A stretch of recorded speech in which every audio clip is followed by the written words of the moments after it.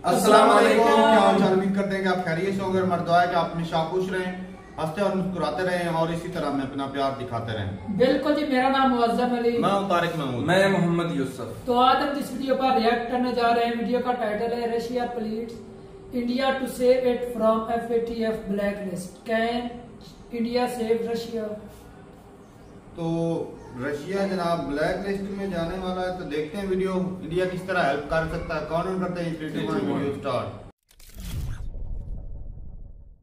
नमस्कार and I welcome you all to world affairs. मैं Prashant Dhawan. Now American media आज के समय जितना ये टॉपिक डिस्कस कर रहा है, यूरोपियन मीडिया जितना डिस्कस कर रहा है, इंडिया में इस इम्पॉर्टेंट टॉपिक पर इतना डिस्कशन हुआ नहीं है। देखो, इशू ये है कि according to US and Europe media अगले महीने या फिर कुछ हफ्तों बाद रशिया को FATF की ब्लैक लिस्ट में डाल दिया जाएगा। मतलब कि the ultimate sanctions will be imposed on Russia.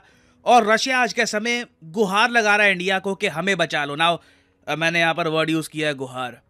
कई और आप आर्टिकल्स देखोगे यूरोप के, वहाँ पर काफ़ी बार ऑथर्स यूज़ करते हैं वर्ड थ्रेटन। फॉर एग्जाम्पल यहाँ पे आप देख पाओगे एक बहुत ही क्रेडिबल न्यूज़ आउटलेट है AML इंटेलिजेंस। ये लोग FATF रिलेटेड, फाइनेंशियल क्राइम से रिलेटेड बहुत अच्छी रिपोर्ट्स पब्लिश करते हैं। FATF से रिलेटेड जब भी कोई नई न्यूज़ आती है तो सबसे पहले AML इंटेलिजेंस इसको कवर करता है। मैं भी काफ़ी बार जब ट्रैक कर रहा था कि टर्की को FATF की ग्रे लिस्ट में डालेंगे या नहीं डालेंगे, पाकिस्तान का क्या स्टेटस रहेगा FATF की ग्रे लिस्ट के बारे में, तब मैं इन्हीं की रिपोर्ट्स काफ़ी बार पढ़ा करता था ना। इन लोगों ने ये पब्लिश किया है इनके हिसाब से कि रशिया ने वार्निंग दी है इंडिया को कि अगर रशिया FATF ब्लैक लिस्ट में चला गया तो ये लोग बड़े स्केल पर इंडिया को ऑयल और वेपन्स नहीं बेच पाएंगे। ये AML इंटेलिजेंस का कहना है। उसके अलावा वेरियस अदर न्यूज़ आउटलेट्स दुनिया भर में, चाहे ब्लूमबर्ग USA का, ये लोग भी कह रहे हैं कि Russia pushes India for help. Russia literally push कर रहा है इंडिया को कि हेल्प अस एट FATF। जब FATF में वोटिंग हो रही होगी कि हमें ब्लैक लिस्ट में डालना है या नहीं डालना, तब हमारी हेल्प करना। तो इसको लेकर देखिए, अलग अलग न्यूज़ आउटलेट्स अलग भाषा में आपको बताएंगे कि हो क्या रहा है। कई जगह लिखा होगा कि रशिया गुहार लगा रहा है, प्लीड कर रहा है। कई जगह लिखा होगा कि रशिया थ्रेटन कर रहा है। बट एक बात तय है, रशिया नीड्स इंडिया। आप कह लीजिए Russia needs India more than ever, क्योंकि इंडिया की वॉइस FATF में काउंट करेगी। तो डिस्कस करते हैं इस टॉपिक को इन डेप्थ के यहाँ पर हो क्या रहा है। बहुत कुछ आपको जानने को मिलेगा, मगर आगे बढ़ने से पहले आपसे एक क्वेश्चन पूछूंगा। क्वेश्चन यहाँ पर यह है कि मेंस जैवलिन थ्रो रैंकिंग में वर्ल्ड नंबर 1 रैंकिंग रिसेंटली किसने अटेन करी है? ये है यहाँ पे आपकी option. Anderson Peters, Shivpal Singh, Neeraj Chopra या फिर ओलिवर वॉलकॉट। कमेंट सेक्शन में करिए उत्तर। इस टॉपिक पर मैं एक शॉर्ट वीडियो बना चुका हूं, तो इसलिए मैं आपसे एक क्वेश्चन पूछ रहा हूं। I am sure all of you can answer this. सही आंसर मैं आपको वैसे वीडियो के एंड में दे दूंगा। ओके, तो साल था 1989। इस टाइम G7 कंट्रीज ने, जी हाँ, G7 कंट्रीज ने यह डिसाइड किया कि एक ऐसी बॉडी बनाते हैं जो मनी लॉन्ड्रिंग और टेरर फाइनेंसिंग को रोक पाए। आतंकवाद की जो भी फाइनेंसिंग होती है, क्योंकि देखिए आतंकवादियों को डायरेक्टली कोई पैसा देगा नहीं, काला पैसा होता है, गलत तरीके से उसको वाइड करके आतंकवादी संगठनों को भेजा जाता है ताकि वो लोग अपने गंदे काम कर पाए। तो FATF बनाया गया था 1989 में G7 कंट्रीज द्वारा, ताकि इस पूरे प्रोसेस पर रोक लगाई जाए। नाउ FATF ने ओवर द ईयर्स अपनी तरफ से ठीक ठाक काम किया। ऑब्वियसली आतंकवाद बिल्कुल रुका नहीं है, ना आतंकवाद की फाइनेंसिंग रुकी है, मगर FATF ना होता तो पॉसिबिलिटी है कि कई और इनोसेंट जाने जाती। तो उस हिसाब से मैं कहूँगा FATF ने लंबे समय से एक बहुत अच्छा काम किया है, स्पेशली इनकी ब्लैक लिस्ट और ग्रे लिस्ट ने। क्योंकि जब G7 कंट्रीज ने FATF को बनाया और बाद में कई और कंट्रीज ने भी FATF को ज्वाइन किया, इंक्लूडिंग इंडिया, रशिया, चाइना, तो FATF के मैकेनिज्म में ना एक सर्टन पॉइंट ये था कि जो भी देश टेरर फाइनेंसिंग को बढ़ावा देगा या फिर टेरर फाइनेंसिंग को नहीं रोकेगा, या फिर उस कंट्री में बड़े स्केल पर मनी लॉन्ड्रिंग होगी, तो उस देश को FATF दंडित करेगा, या तो ग्रे लिस्ट में डालकर या फिर ब्लैक लिस्ट में डालकर। और इंडिया में आप सब लोग जानते होंगे पाकिस्तान की वजह से FATF ग्रे लिस्ट काफी न्यूज में रहती थी। पाकिस्तान तो खैर FATF ग्रे लिस्ट में नहीं रहा, मगर इनका मित्र मुल्क टर्की आज भी FATF ग्रे लिस्ट में है, रिप्रेजेंट कर रहा है पाकिस्तान को ऑलमोस्ट, आप कह सकते हैं यहाँ पर। और फिर अगर हम बात करें FATF ब्लैक लिस्ट की, तो ब्लैक लिस्ट में आज के समय सिर्फ 3 देशों को डाला है। आप नाम से समझ सकते हैं ब्लैक लिस्ट ज्यादा डेंजरस होती है ग्रे लिस्ट से। एक बार एक देश ब्लैक लिस्ट में चला गया तो आप मान लीजिए पूरे ग्लोबल इकोनॉमिक सिस्टम से ना वो देश कट हो जाता है। आप कंट्रीज देखिए ब्लैक लिस्ट में कौन कौन सी है आज के समय। ईरान, म्यांमार, उसके अलावा नॉर्थ कोरिया। आपने लास्ट टाइम इन कंट्रीज से किस कंपनी के बारे में सुना होगा कुछ, कि यहां से कोई कंपनी निकली, कोई निवेश हो रहा है यहां पर बड़ा? Absolutely nothing. जो भी कोई पुराने प्रोजेक्ट्स होते हैं वो पुराने कोई चल रहे हैं उसको फिनिश किया जाता है, बाकी नया कुछ भी इन कंट्रीज में नहीं हो रहा होता विद इंटरनेशनल कोऑपरेशन। तो ये है इंपैक्ट FATF ब्लैकलिस्ट का। और अब देखिए पॉसिबिलिटी ये है कि जो पश्चिमी देश हैं ये सब मिलकर रशिया को भी FATF की ब्लैक लिस्ट में डाल देंगे। नाउ अब यहां पे आप कहोगे मगर क्या रशिया में मनी लॉन्ड्रिंग या टेरर फाइनेंसिंग हुई है?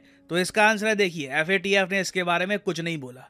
और फनी बात सबसे ज्यादा ये है कि FATF के ना मेंबर कंट्रीज भी होते हैं जिनको कहा जाता है व्हाइट लिस्ट कंट्रीज, उसमें इंडिया भी आता है। ये कंट्रीज डिसाइड करते हैं कि कौन सा देश FATF की ब्लैक लिस्ट या फिर ग्रे लिस्ट में जाएगा। नाउ यहाँ पे आप देख पाओगे FATF मेंबर में इंडिया भी आपको मिलेगा, USA भी है, और कुछ ही महीने पहले फरवरी के आसपास FATF मेंबर की लिस्ट में रशिया का भी नाम हुआ करता था।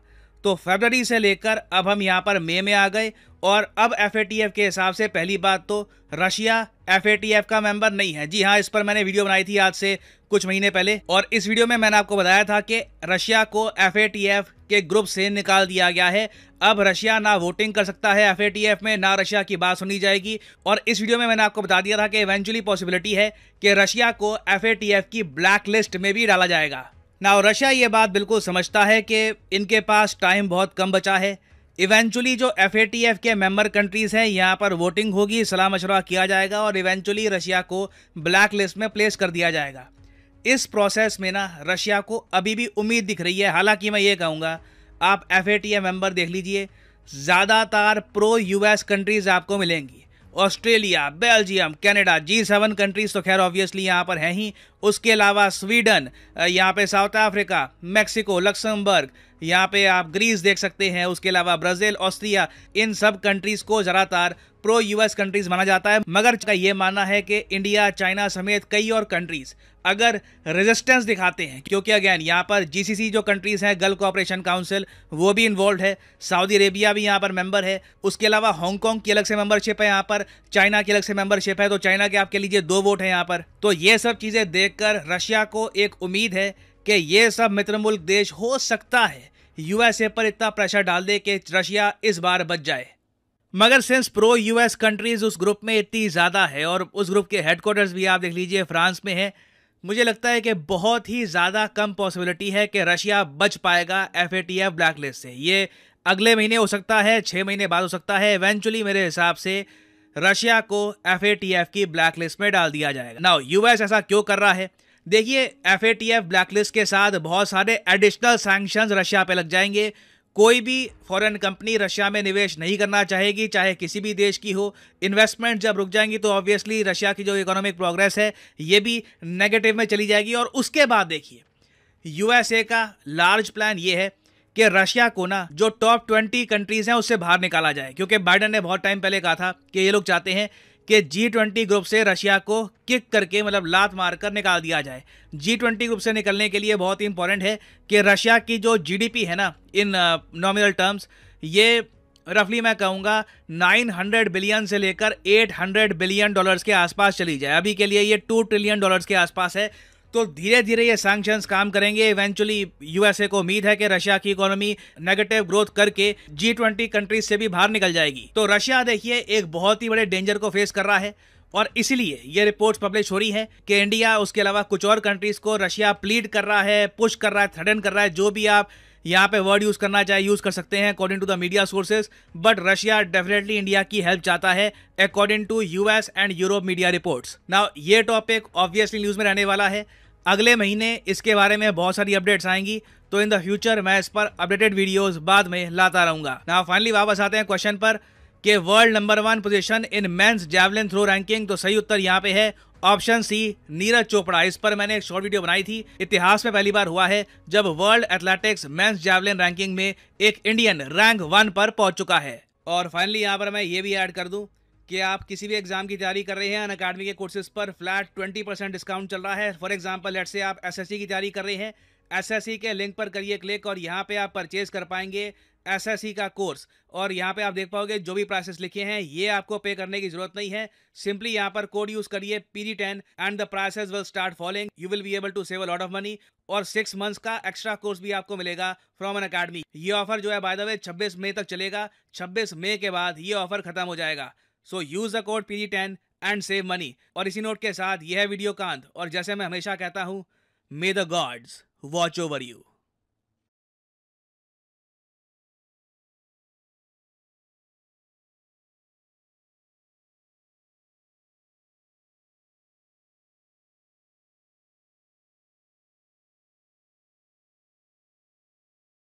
जी भाई वीडियो खत्म हो गई। और भाई जब FATF का नाम सुनते हैं ना, वैसे ही वो बॉडी में जो है ना कपकपी सी चढ़ना शुरू हो जाती है, क्योंकि पाकिस्तान हाल ही में निकला था FATF की ग्रे लिस्ट में और बड़े इकोनॉमी खराब होती है। अब नहीं भी है तब भी हालत तो खराब ही है, लेकिन फिर भी ना इन्वेस्टमेंट आती है ना कुछ काम सही से ढंग से चल पाता है कंट्री में।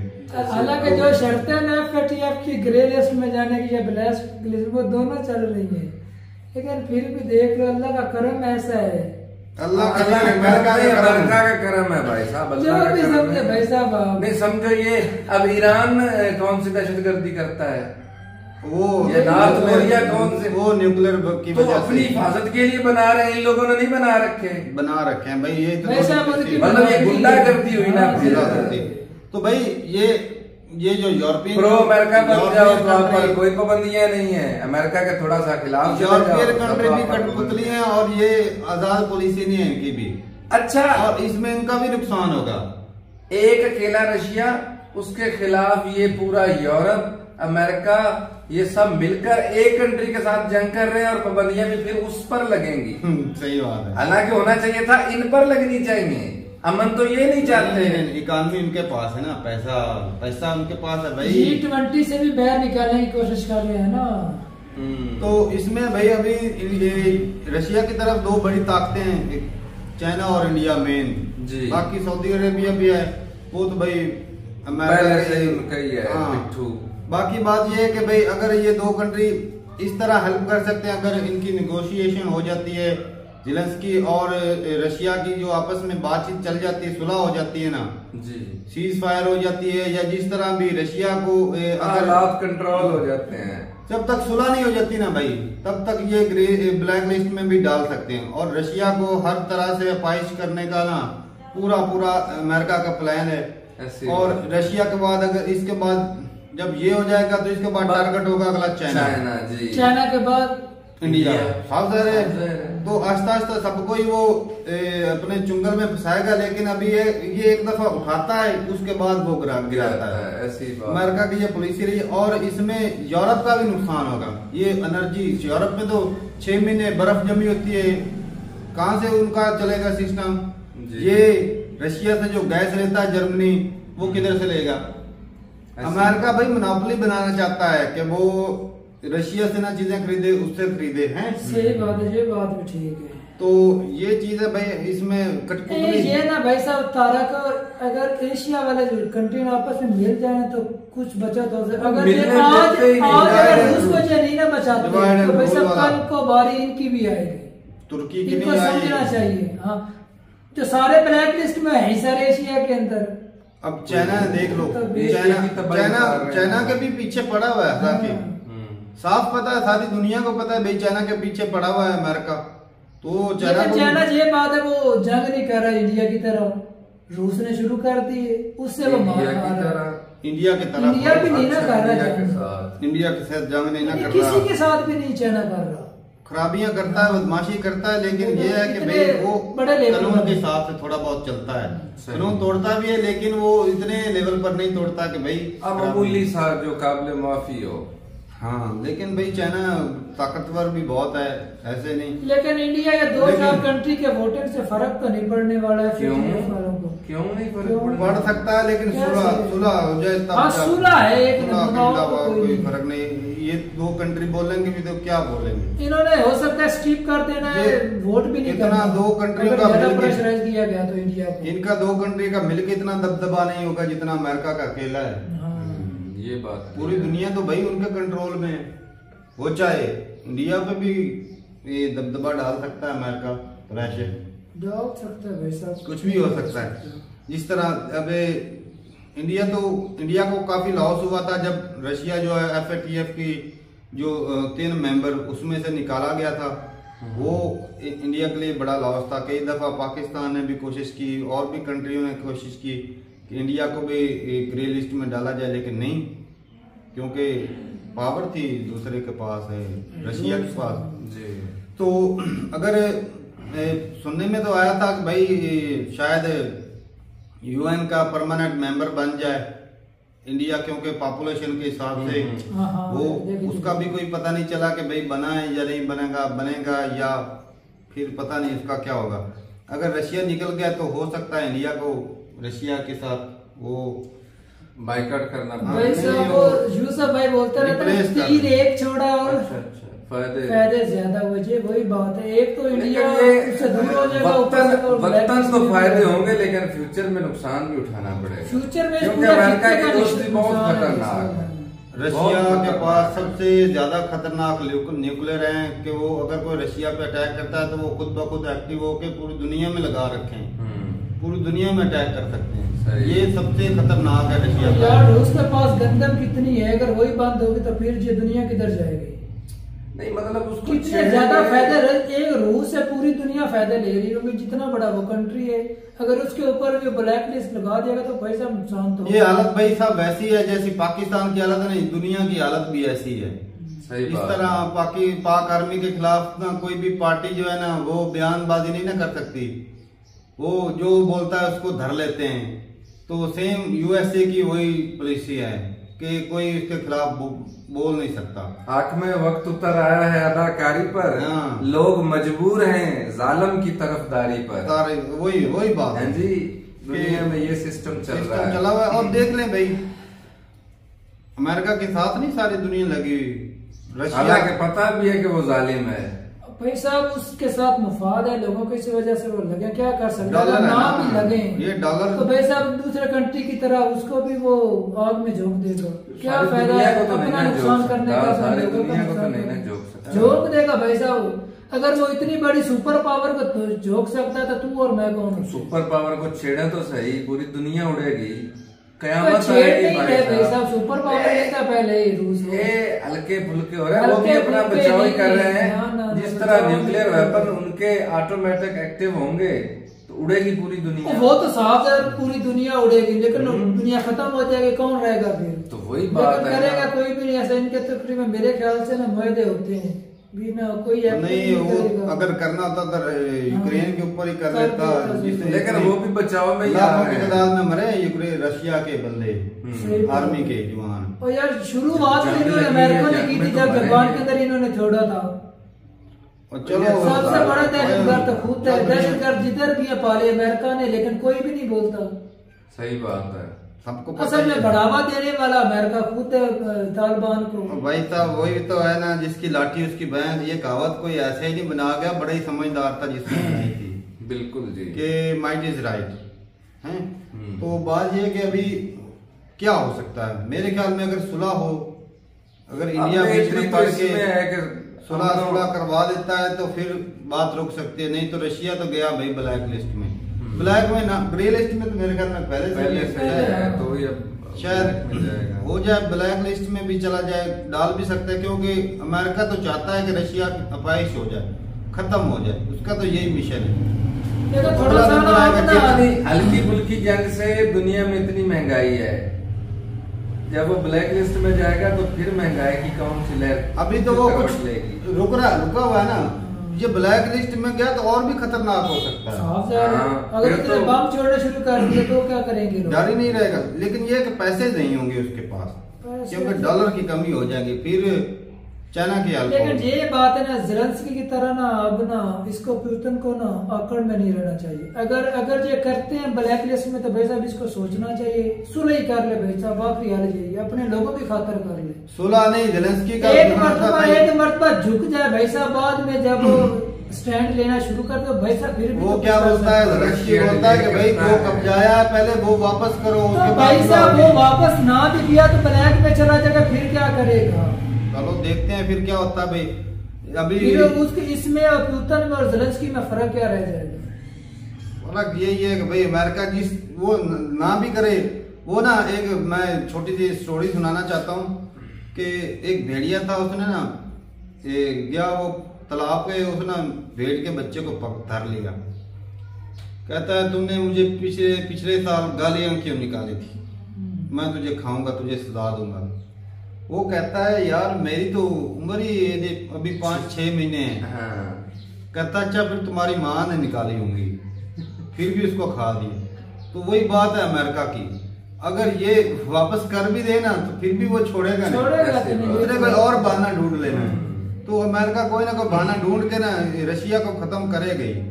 तो ठीक है भाई साहब, अब देखते हैं कि इंडिया में कितनी पावर है और इंडिया इसमें किस तरह जो है बचा सकता है रशिया को ब्लैक लिस्ट में जाने से। तो ताकत का तो पता अभी लगेगा है। सही तो ठीक है भाई, मिलते रहे वीडियो के साथ, तब तक के लिए इजाजत दें। अल्लाह हाफिज।